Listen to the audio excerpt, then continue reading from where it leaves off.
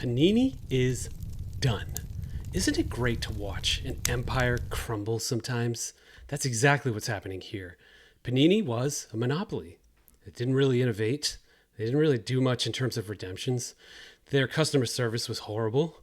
They ignored tons of input from their customers and just kind of marched on with these licenses that they owned so they could charge whatever they wanted. And they enjoyed the ride during COVID. But they did not expect an army at their gates in the form of fanatics. And now they are in a battle, but the battle's already been won. It's over. I'm going to tell you exactly what's going to happen with this lawsuit between Fanatics and Panini. I know how this is going to play out monetarily and whether they'll keep licenses or share licenses or whatever. I'll give you my thoughts on that at the end. I'm also going to tell you what's going to go down in the next year or two and how Panini's going to kick and scream and handle this or try to handle this. I'm going to give some advice to the company as well that they probably should have taken years ago. So one of the big problems with Panini was customer service. They would give hobby boxes that wouldn't even, guaranteed 2 autographs. They wouldn't have autographs in them. And then it'd be crickets from the company. And card shops would, they'd make it right with the customers and then they'd have no recourse for themselves. That sucks, okay? And that is all the signs of a company printing money. They don't need to innovate. So that's what they were doing. And redemption cards, it's just, lazy. Sometimes you didn't even get your card. And that was run terribly as well. And what happened? A company operating like a startup came in with some, God forbid, innovative ideas where they said, all right, redemption cards suck. Let's just say they're good for 10 years. Let's try to get rid of redemption cards altogether. That's what Fanatics is trying to do with the ratio. Sticker autos and yada, yada, yada. And, Panini's throwing a fit because their monopoly's gone and, emperors don't like it when their dynasty ends. It sucks, like you're just printing money and all of a sudden there's like an army at your gate and you're not going to be emperor anymore. That blows.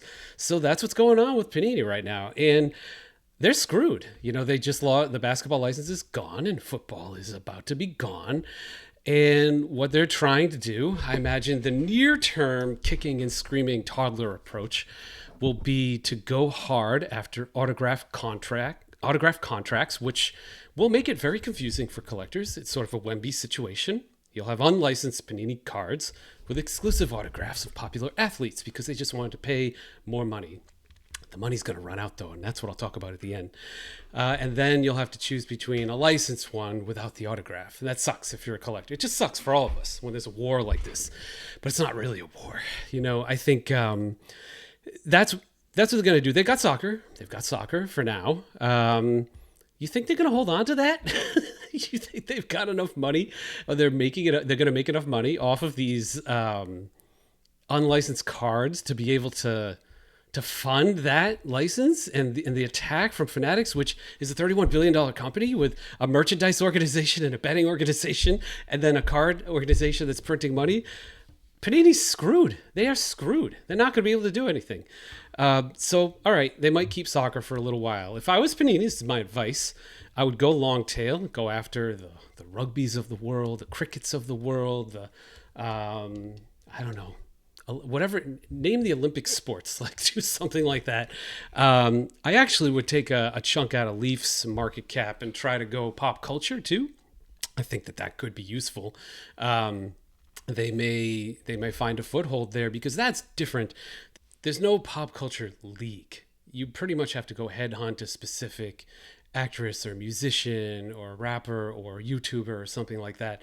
And that's probably a place where they may excel for a little while. So they could put together different sets and things like that.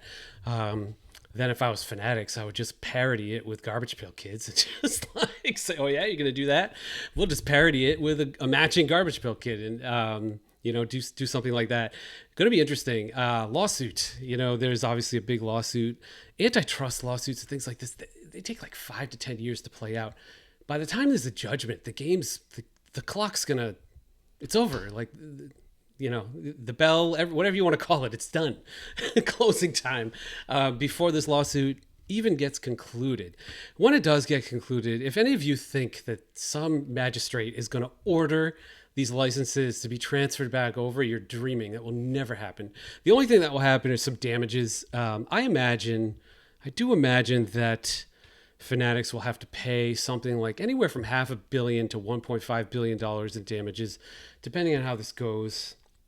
Usually it's triple damages in these cases. I don't know how that's going to play out, but by that time, it doesn't matter. And they've already made billions of dollars off of the licenses at that point. And, Panini can take that sort of a one-time payment to buoy them. Polaroid did this. They got a nice little one-time payment, and they're turning it into little cameras now that people are using at weddings and whatever. My family has one. It's fun. It's old school camera. Panini will do something cute with the money, and they will fade into non-existence and end with a whimper. And that is what's going to happen with Panini.